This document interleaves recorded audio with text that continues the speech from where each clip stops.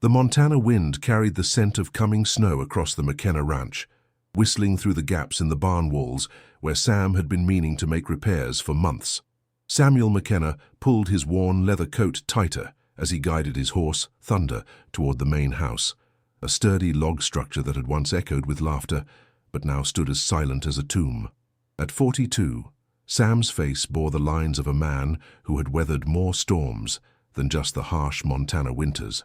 His dark hair, streaked with premature silver, hung past his collar, and his steel-blue eyes held a weariness that went bone-deep. 3 years had passed since consumption took his beloved wife, Mary, but the emptiness in his chest felt as raw as the day he'd buried her beneath the old oak tree on the hill overlooking their land. The ranch stretched for thousands of acres, dotted with cattle that bore his brand, a simple M enclosed in a circle. It was good land, fertile and well-watered by Willow Creek, but it felt too vast for one man alone. Sam had let most of his hired hands go after Mary's death, keeping only old Pete Martinez, who managed the cattle with the efficiency of someone who'd been working ranches since before Montana was even a territory. As Sam approached the house, he noticed smoke rising from the chimney of the small cabin he'd built years ago for seasonal workers. Pete must have lit a fire to warm himself during his afternoon break. The sight stirred something uncomfortable in Sam's chest, a reminder of how the property had once bustled with life. Mary had always insisted on keeping the bunkhouse full during cattle season, cooking enormous meals for the hands and treating them like extended family. Sam dismounted and led Thunder to the stable, his boots crunching on the frost-covered ground. The routine of caring for his horse provided a familiar comfort. Brush down the coat, check the hooves, measure out oats and fresh hay. Thunder nickered softly, nudging Sam's shoulder with his muzzle in a gesture of affection that the rancher barely acknowledged. Inside the main house, the silence pressed against him like a physical weight. The rooms were clean but sterile, lacking the warm touches that Mary had scattered throughout their home. Her sewing basket still sat beside her favorite chair, untouched. Her books remained on the shelf, their spines perfectly aligned. Sam had preserved everything exactly as she'd left it, as if maintaining the shrine might somehow bring her back. He heated leftover stew on the wood-burning stove and ate standing at the kitchen counter, staring out the window at the darkening sky. The forecast called for an early winter storm, and he'd need to ride out tomorrow to check on the cattle in the far pastures. Pete was getting on in years, and while the old cowboy would never admit it, Sam could see that the work was becoming harder for him. After dinner, Sam settled into his chair by the fireplace with a glass of whiskey and a ledger full of numbers that told the story of a ranch slowly declining. Without Mary's careful management of the household accounts and her knack for stretching every dollar, expenses had crept higher, while his attention to the business side of ranching had wavered. He was still profitable, but barely, and the isolation was taking its toll on his judgment and motivation. The wind picked up outside, rattling the windows and sending sparks up the chimney. Sam closed the ledger and stared into the flames, remembering evenings when Mary would sit across from him, mending clothes or reading aloud from the newspaper that came from Helena twice a week. She'd had a musical laugh and an opinion about everything, from local politics to the new recipes she'd clipped from ladies' magazines. Now the only sounds were the wind, the settling of the house's timber, and the occasional lowing of cattle in the distance. Sam finished his whiskey and prepared for another restless night, unaware that tomorrow's trip to town would set in motion events that would shatter his carefully constructed solitude forever. The next morning dawned grey and bitterly cold, with the promise of snow heavy in the air. Sam rode into Cedar Falls around midday, his list of supplies tucked into his coat pocket and Thunder's breath forming white clouds in the frigid air. The town was small but prosperous, serving the surrounding ranches and farms with a general store, blacksmith, saloon, and the usual collection of businesses that kept frontier communities running. As Sam tied Thunder to the hitching post outside Morrison's general store, he couldn't help but notice the cluster of women gathered near the church steps across the street. Their voices carried on the wind, sharp with disapproval and righteous indignation. Sam had learned to avoid such gatherings. In a town the size of Cedar Falls, gossip was both entertainment and weapon, and he had no patience for either. Inside Morrison's, the familiar smell of coffee, leather, and dry goods welcomed him. Walt Morrison looked up from behind the counter, his round face creasing into the practiced smile of a shopkeeper. "Sam McKenna, haven't seen you in a month of Sundays." "How are you holding up out there?" "Well enough," Sam replied, pulling out his list. "Need to stock up before this weather turns." Walt nodded knowingly. "Storm's coming for sure. My joints have been aching something fierce." He began gathering items from Sam's list: coffee, flour, salt, ammunition for his rifle. "You hear about all the commotion in town?" Sam tensed slightly. "Can't say I have." "Young woman showed up 3 days ago with a baby. Unmarried, if you catch my meaning." Walt's voice dropped to a conspiratorial whisper. "Claims she's looking for work, but you know how folks feel about her situation." Through the window, Sam could see the group of women still huddled together, their faces animated with the fervor of those who'd found someone to look down upon. He'd witnessed such scenes before, the way small towns could turn on outsiders, especially those who didn't fit their narrow definitions of respectability. "Where's she staying?" Sam found himself asking, though he wasn't sure why. "That's just it. Nowhere. Reverend Phillips refused to let her sleep in the church, and Mrs. Henderson at the boarding house turned her away. Last I heard, she was trying to find shelter in the old Miller barn on the edge of town." Sam's jaw tightened. Whatever mistakes the woman had made, no one deserved to face a Montana winter with a baby and no shelter. He finished his business with Walt, loaded his supplies into Thunder's saddlebags, and found himself riding toward the abandoned Miller property instead of heading straight home. The barn stood at the end of a rutted dirt road, its red paint faded and peeling. Smoke rose from a small fire built in the shelter of the structure's entrance, and Sam could make out a figure hunched over the flames. As he approached, the person looked up, and Sam felt his breath catch. She was younger than he'd expected, probably in her early 20s, with auburn hair that caught the grey light and green eyes that held a wariness born of recent hardship. Despite the exhaustion etched in her face and the worn condition of her dress, there was something striking about her, a dignity that hadn't been broken by whatever circumstances had brought her to Cedar Falls. The baby in her arms was perhaps 6 months old, wrapped in blankets that had seen better days but were meticulously clean. The child's dark hair and solemn eyes reminded Sam painfully of the children he and Mary had never been able to have. "Ma'am," Sam said, tipping his hat as he dismounted. "I'm Sam McKenna." She stood slowly, protectively shifting the baby in her arms. "Clara Wilson. I hope I'm not trespassing. I didn't know where else to go." Her voice held traces of education, despite her current circumstances, a mystery that made Sam even more curious about her story. "No need to apologize. The Miller place has been empty for 2 years. He gestured toward the fire. "That's not going to be enough when the storm hits tonight." Clara's shoulders sagged slightly. "I know. I've been trying to find work, but—" She trailed off, and Sam could fill in the rest.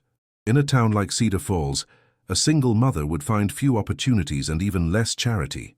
"I run a cattle ranch about 10 miles north of here," Sam heard himself saying, the words coming out before he'd fully thought them through. "I could use help with the household, cooking, cleaning, that sort of thing. There's a small cabin that comes with the job." Clara's eyes widened with a mixture of hope and suspicion. "Why would you help me? You don't even know me." Sam looked at the baby, who had begun to fuss in the cold air, then back at Clara's face. He saw something there that reminded him of Mary, not in appearance, but in the stubborn tilt of her chin and the way she held herself despite her desperate circumstances. "Because everyone deserves a chance," he said simply, "and because winter's no time for a baby to be sleeping in a barn." The ride to the McKenna Ranch was conducted mostly in silence, with Clara seated sideways on Thunder behind Sam, clutching baby Thomas tightly against her chest. The wind had picked up, carrying the first scattered snowflakes that danced around them like harbingers of the storm to come. Sam could feel the tension in Clara's body, the way she held herself rigid with uncertainty and perhaps fear. He couldn't blame her. Accepting help from a stranger was a leap of faith that desperation had made necessary. As they crested the hill that overlooked his property, Sam felt a familiar surge of pride despite his recent neglect. The ranch spread out before them like a patchwork quilt of brown and gold, with the main house sitting solid and welcoming in the valley below. Smoke rose from the chimney of the small cabin where Pete lived, and cattle dotted the nearby pastures like dark spots against the landscape. "It's beautiful," Clara breathed, her first words since they'd left town. Sam felt something loosen in his chest at the wonder in her voice. "Mary always said it looked like God's country," he replied, then immediately regretted mentioning his wife. The last thing this woman needed was to hear about the ghost that still haunted these grounds. They reached the main house just as the snow began to fall in earnest. Sam helped Clara down from the horse, noting how carefully she protected the baby from the cold wind.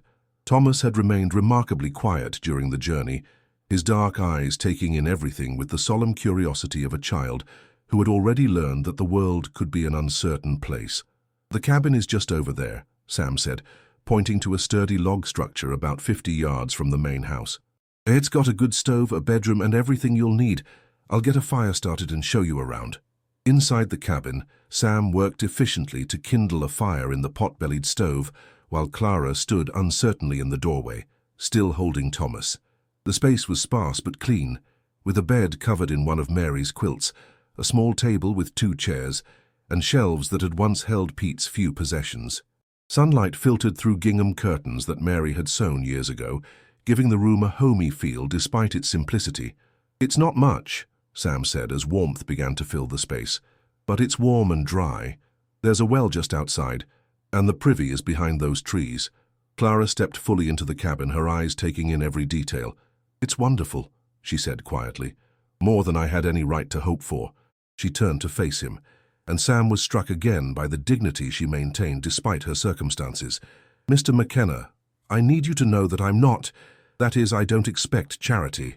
I'll work hard for whatever you're willing to pay me, and I won't cause you any trouble." "I'm sure you will," Sam replied, feeling awkward under her direct gaze. "We can work out the details tomorrow. For now you should get settled and warm. I'll bring over some supplies, food, lamp oil, whatever you need." As he turned to leave, Thomas made a soft cooing sound that stopped Sam in his tracks. The baby was looking directly at him, those serious dark eyes seeming to see straight through to Sam's soul. For a moment, the rancher was transported back to dreams he'd once shared with Mary. Dreams of children who would carry on their legacy and fill their home with laughter. "He's beautiful," Sam said, his voice rougher than he'd intended. Clara's face softened for the first time since he'd met her. "His name is Thomas. He's 6 months old." She paused, then added with quiet pride, "He's a good baby. He won't be any trouble." Sam nodded and headed for the door, but Clara's voice stopped him again. "Mr. McKenna, thank you. I know you don't owe me anything, and I know what people in town are saying about me. Your kindness means more than you can know." Outside, the snow was falling steadily now, coating the ranch in a blanket of white that made everything look clean and new. Sam loaded his arms with supplies from his pantry, canned goods, coffee, bread, dried meat, and trudged back through the accumulating snow to the cabin.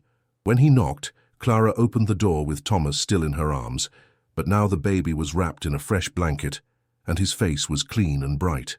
"I put together some things to get you through the next few days," Sam said, setting the supplies on the table. "Tomorrow we can discuss what kind of work you're comfortable doing and work out the arrangements." Clara began putting away the food with quick, efficient movements that spoke of someone accustomed to making do with limited resources. "I can cook, clean, mend clothes, tend a garden, whatever you need. I'm not afraid of hard work." "What about the baby? How will you manage him while you're working?" "Thomas is very good. He's used to being with me while I work, and he naps frequently." Clara's voice held a defensive note, as if she'd had to justify her child's presence before. Sam held up a hand. "I'm not questioning whether you can handle it. I'm just trying to understand how to make this work for both of us." He gestured around the small cabin. "This is your home now for as long as you need it. Thomas is welcome here too." The relief that washed over Clara's face was so profound that Sam had to look away. He'd forgotten how it felt to be truly needed, to have the power to change someone's circumstances with a simple act of decency. The feeling was both gratifying and terrifying. "I'll let you get settled," he said. "Tomorrow morning, come up to the main house around 7. We'll have breakfast and figure out how this is going to work." As Sam walked back to his house through the swirling snow, he could see warm light glowing from the cabin windows. For the first time in 3 years, his ranch felt alive again. Behind him he could hear Clara singing softly to Thomas, a gentle lullaby that carried on the wind and followed him all the way home. The storm raged through the night, piling snow against the buildings and howling through the gaps in the barn walls, with a ferocity that reminded Sam why Montana winters were legendary. He rose before dawn, as was his habit, and peered out the kitchen window toward the cabin. Smoke rose steadily from the chimney, and he felt a relief he hadn't expected at the evidence that Clara and Thomas had weathered their first night safely. By 7 o'clock, Sam had coffee brewing and was working on breakfast when a soft knock came at his door. He opened it to find Clara standing on his porch, Thomas bundled in her arms, both of them dusted with snow. She'd made an effort with her appearance. Her auburn hair was neatly braided, and her dress, though worn, was clean and pressed. The baby's cheeks were pink from the cold, but his eyes were bright and alert. "Good morning, Mr. McKenna," Clara said, stamping snow from her boots. "I hope we're not too early." "Right on time," Sam replied, stepping aside to let them in. "Coffee's ready, and I was just starting breakfast." Clara looked around the main house with obvious appreciation. The rooms were spacious and well built, with sturdy furniture and windows that let in the grey morning light. Her gaze lingered on Mary's touches, the embroidered pillows, the china displayed in the hutch, the carefully tended plants on the windowsills. "Your wife had beautiful taste," Clara said quietly, then caught herself. "I'm sorry. Walt Morrison mentioned that you'd lost your wife. I didn't mean to bring up painful memories." Sam busied himself with the coffee pot, his jaw tight. "It's all right. Mary's been gone 3 years now. The house still shows her influence." He handed Clara a steaming mug. "Sit down. You must be tired after the night you've had." Clara settled into a chair at the kitchen table, adjusting Thomas so he could look around the room. The baby's eyes tracked everything with keen interest, and when his gaze landed on Sam, he made a happy, gurgling sound that tugged at something deep in the rancher's chest. "He likes you," Clara observed, a small smile playing at the corners of her mouth. "Thomas is usually shy around strangers." Sam found himself returning the baby's steady gaze. "He's got his mother's eyes, sees everything." He turned back to the stove where bacon was sizzling. "How did you both sleep?" "Wonderfully. That cabin is the most comfortable place we've stayed in weeks." Clara's voice held genuine gratitude. "The bed is so soft and the quilts smell like lavender and sunshine." "Mary made those quilts," Sam said without thinking, then felt the familiar pang of loss. She had a way with needlework. They ate breakfast in companionable silence, with Thomas contentedly gnawing on a piece of soft bread that Clara had softened in milk. Sam found himself stealing glances at the baby, marveling at how such a small presence could change the entire atmosphere of his lonely kitchen. The house felt warmer somehow, more like a home than a museum. After breakfast, Sam showed Clara around the main house, explaining what needed to be done. The rooms were clean but lifeless, maintained rather than lived in. Clara listened carefully to his instructions, asking practical questions about his preferences and routines. Her competence was evident in the way she assessed each task, already forming mental lists of priorities and improvements. "The main thing is keeping the house warm and having meals ready," Sam explained as they stood in the parlor. "I'm not particular about fancy cooking, just good, solid food. I usually eat breakfast at 7, dinner at noon when I'm working close to the house, and supper at 6. "What about laundry, mending, garden work when spring comes?" Clara asked, shifting Thomas to her other arm. "Whatever you're willing to take on. I've been managing alone, but I'll admit the place has suffered for it." Sam gestured toward windows that needed washing and floors that could use a woman's attention. "I can pay you $20 a month, plus room and board for both of you." Clara's eyes widened. It was more than generous by frontier standards, especially for someone in her position. "That's very fair, Mr. McKenna. More than fair." "Sam," he corrected, "if we're going to be sharing meals and working together, might as well use first names. What do I call you?" "Clara is fine, and this little man is Thomas." She bounced the baby gently, earning a delighted laugh that filled the room with unexpected joy. Just then, Thomas reached out towards Sam with chubby fingers, making the soft babbling sounds that babies use when they want attention. Without thinking, Sam extended his own finger, which Thomas immediately grasped with surprising strength. The contact sent an unexpected warmth through Sam's chest, a feeling he'd thought buried with Mary. "He really does like you," Clara said, her voice soft with wonder. "He's usually much more cautious with men." Sam found himself studying the baby's face, noting the determined set of his jaw and the intelligence in his dark eyes. "He's got character. You can see it already." He gently freed his finger from Thomas's grasp. "What's his story, if you don't mind me asking?" Clara's expression shuttered slightly, the wariness returning to her eyes. "His father isn't in the picture. It's just been Thomas and me since he was born."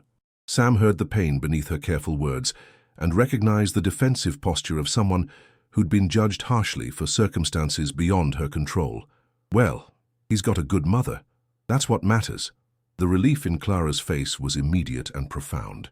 In that moment, Sam realized that his simple acceptance meant more to her than all the charity in the world. As Thomas babbled happily between them, Sam felt something shift in his carefully guarded heart, a crack in the wall he'd built around his emotions, letting in a ray of light he'd forgotten existed. 2 weeks into the new arrangement, the McKenna Ranch had transformed in ways that Sam hadn't anticipated. The house gleamed with Clara's careful attention. Windows sparkled, floors shone with fresh wax, and the lingering mustiness of neglect had been replaced by the scents of lemon oil and fresh bread. More importantly, the oppressive silence that had haunted the rooms for 3 years had been broken by the sounds of daily life. Clara humming as she worked, Thomas's delighted squeals of laughter, and the comfortable rhythm of shared meals and conversation. Sam found himself looking forward to returning to the house each evening, knowing that warm light would spill from the windows and the smell of supper would greet him at the door. Clara had proven to be an exceptional cook, transforming his simple provisions into meals that reminded him why he'd once enjoyed sitting down to eat. She had a gift for making even basic ingredients taste special, and she never failed to have hot coffee ready when he came in from the cold. This particular evening, Sam rode in later than usual after helping Pete repair fence damage from the recent storm.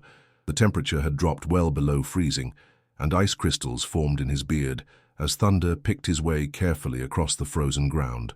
As they approached the barn, Sam could see Clara through the kitchen window, moving around the room with Thomas perched on her hip. The baby's hands were pressed against the glass, and when he spotted Sam, he began bouncing excitedly. Inside the barn, Sam took extra time caring for Thunder, brushing the ice from his coat and making sure he had plenty of hay and oats. The routine gave him a few minutes to observe the scene in the house without being seen, Clara lifting Thomas high in the air to make him laugh, then settling him in a makeshift high chair she'd fashioned from a regular chair and some careful padding. The domestic scene stirred feelings in Sam that he'd thought permanently buried.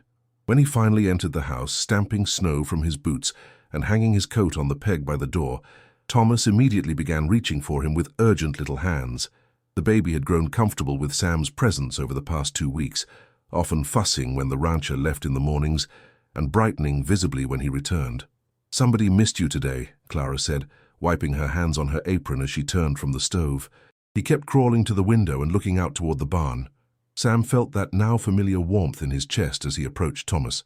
The baby had recently learned to pull himself up to standing, and he bounced on his chubby legs with excitement as Sam drew near. Without really thinking about it, Sam reached out and lifted Thomas from his chair, settling the solid little body against his shoulder. "Did you now?" Sam said to the baby, who responded by patting Sam's cheek with an open palm and babbling something that sounded remarkably like "da-da." Both adults froze. Clara's face went pale, and Sam felt his heart skip a beat. Thomas, oblivious to the sudden tension, continued his happy babbling, clearly pleased with the sound he'd made. He's never," Clara stammered, reaching for her son with obvious distress. "He doesn't know what he's saying. He's just making sounds." But even as she spoke, Thomas turned back to Sam and repeated the sound more clearly. "Da-da!" His face lit up with pride at his accomplishment, and he clapped his hands together in delight. Sam looked down at the baby in his arms, this child who had never known a father's love but seemed instinctively drawn to the idea of it. Something profound shifted in that moment, a recognition that went deeper than reason or caution. Thomas wasn't just Clara's son anymore. He was becoming something precious to Sam as well. "Maybe he does know," Sam said quietly, his voice rough with emotion. "Maybe he knows exactly what he's saying." Clara's eyes filled with tears that she quickly tried to blink away. "Sam, you don't have to. I never expected. We're not your responsibility." "No," Sam agreed, gently bouncing Thomas, who continued to babble happily. "You're not my responsibility. But maybe you're something better than that. Maybe you're family." The word hung in the air between them, weighted with possibility and fear. Clara had spent months being rejected and judged, learning to expect nothing from others and to rely only on herself. The idea that someone might willingly claim them, might choose to see Thomas as worthy of a father's love, was almost too much to comprehend. "The people in town," Clara began, but Sam cut her off. "The people in town don't live here. They don't see what I see every day. How hard you work, how good you are with Thomas, how you've brought life back to this place." He met her eyes directly. "They don't get a vote in what happens on my land, or with my family." Thomas chose that moment to reach up and pat Sam's face again, this time adding what sounded distinctly like "papa" to his vocabulary. Sam felt something break open in his chest. Years of carefully maintained walls crumbling in the face of one baby's unconditional trust. "He's a smart boy," Sam said, his voice barely above a whisper. "Knows a good thing when he sees it." Clara moved closer, close enough that Sam could smell the faint scent of lavender that seemed to follow her everywhere. "Are you sure about this? Once you open that door, once you let us belong to you, there's no going back. People will talk. They'll assume things about us, about what kind of arrangement we have here." Sam looked down at her upturned face, noting the hope and fear warring in her green eyes. Then he looked at Thomas, who was now contentedly playing with the buttons on Sam's shirt, completely secure in his newfound father's arms. "Let them talk," Sam said firmly. "Let them assume whatever they want. All I know is that this house has been dead for 3 years, and now it's alive again. Thomas calls me Dada, and for the first time since Mary died, that doesn't feel like a betrayal of her memory. It feels like a gift." As if summoned by the mention of food, Pete's voice called from the porch, asking if there was enough supper for an old cowboy who was too tired to cook for himself. Clara laughed through her tears and bustled to set another place at the table, while Sam bounced Thomas and tried to process the magnitude of what had just happened. In the space of a few minutes, his carefully solitary life had exploded into something messy and complicated and wonderful. He was no longer just Sam McKenna, the widowed rancher. He was going to be Thomas's father, Clara's— What? The question hovered unspoken between them, but for now it was enough that they were family. However unconventional, however sudden, they belonged to each other now. And as Thomas continued to babble Dada with increasing enthusiasm, Sam realized that some of life's most precious gifts came disguised as accidents, arriving not when you were looking for them, but when you finally had the courage to let them in.